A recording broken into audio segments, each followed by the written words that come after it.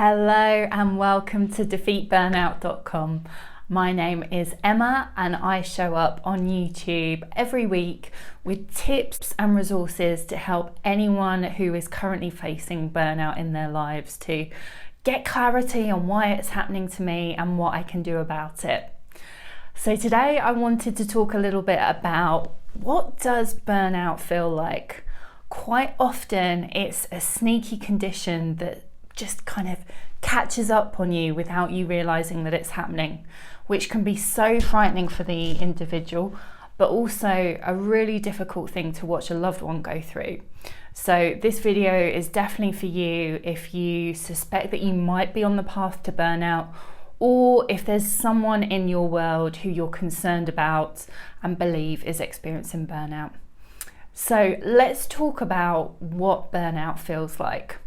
There's an amazing researcher called Christina Maslach, and she has studied so many people who have experienced the condition burnout, and she's found that their symptoms typically fall into three categories. The first one is really physical and emotional exhaustion. So it's that type of feeling that even a good night's sleep is not going to fix. Your body just feels exhausted. It could be that you're not sleeping very well at night, or perhaps even if you do manage to switch off and get some rest, you wake up in the morning and it just feels like you haven't been to bed at all. So real physical exhaustion deep down into your bones. The second one is emotional exhaustion. So this could manifest itself as if you feel angry just for no reason. Perhaps the photocopier stops working and you just have a reaction to that that's completely disproportionate to how you should feel about it.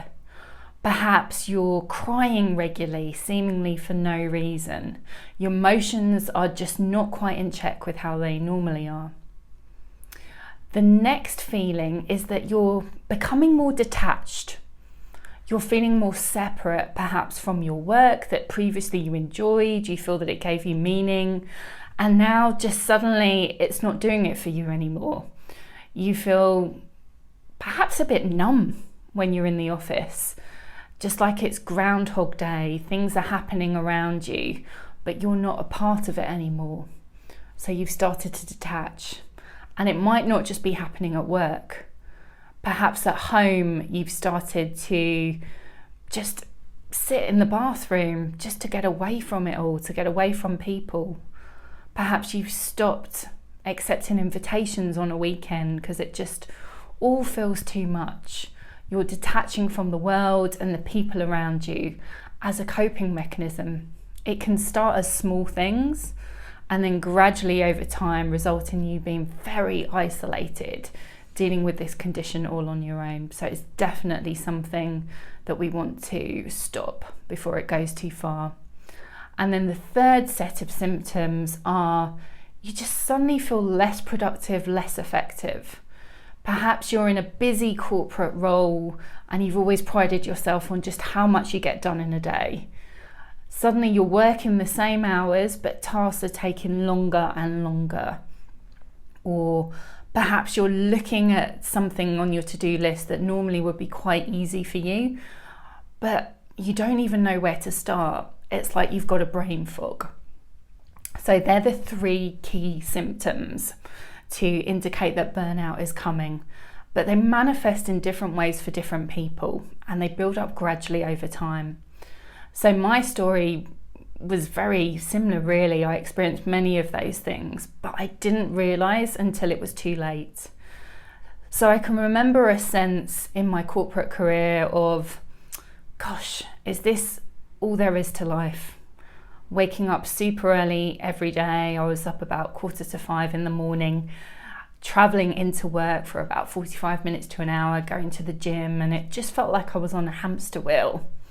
And I think looking back now, that was the start of me beginning to detach, because I'd always been someone who was super enthusiastic about what I did. There was one point in my career that I loved it. I loved getting up in the morning and going into work, but that changed over time. And then with the benefit of hindsight, I can remember some physical symptoms emerging. So I started to feel some pains in my stomach. And then I was getting a bit sweaty during the day, which was strange. I wasn't normally a sweaty person. And that was really the physical symptoms cropping up. And I remember that I just used caffeine as a crutch to get me through the day. I was getting so tired. I was drinking about 8 of those medium-sized Costa coffees just to keep going, which is a ludicrous amount of caffeine. And then of course I was staying awake at night, partly because of the caffeine, but also partly just because my brain wouldn't switch off. And really that brain fog, that mental state of being in a complete flux was another primary symptom for me.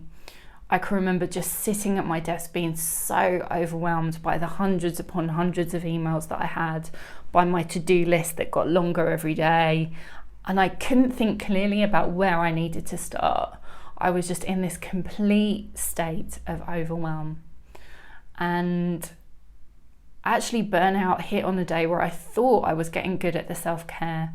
So I'd had an early night, I'd actually stayed in bed a bit longer, it was a Friday, and came into the office and I thought, just one last push before the weekend now, and I'm going to be kind to myself this weekend. I'm not going to work all through it. I'm just going to give myself some time.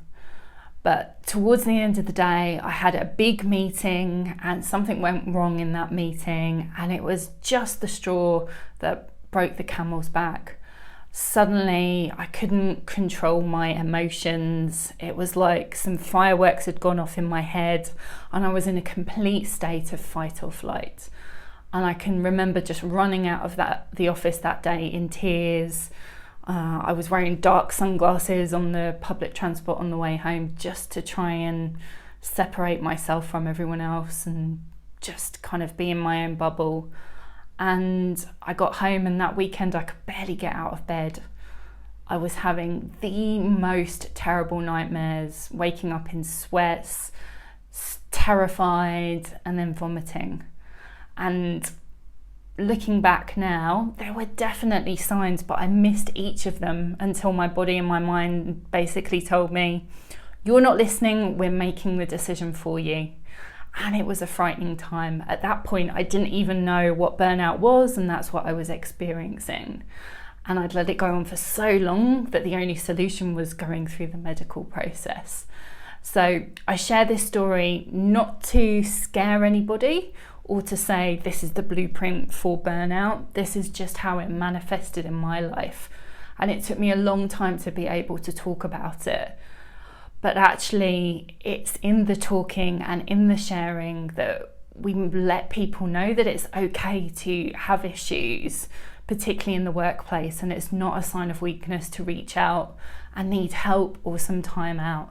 So I hope that by sharing my story, it's helped you maybe to recognize if there's symptoms that you're experiencing, to really take them seriously and look after yourself, or even to spot some of the symptoms in a colleague. So perhaps you can help them by holding up a mirror sensitively and supporting them through it. So in future videos, we'll also talk about really, once you've spotted the symptoms, what can you do about it? How can you take that power back? But for now, I just want to let you know, if you are experiencing symptoms, it's not a sign of weakness. Quite often, it's the most strong people, the people who are really high achievers and push themselves, that are the ones that experience burnout. It's not a sign of weakness. It's just a sign that you've pushed beyond the limits that most people would adhere to, and you've missed some signs for your body. And it is something that you can recover from. So there's lots of tools, tips and resources on my website, defeatburnout.com. I'd love to see you there, and I'd also love to hear your comments below and any requests that you have for future videos. I'd absolutely love that. And please also remember to hit the like button if you found value in this video, and share it with anyone else who needs to hear this message in this moment. We can defeat burnout, and you are enough.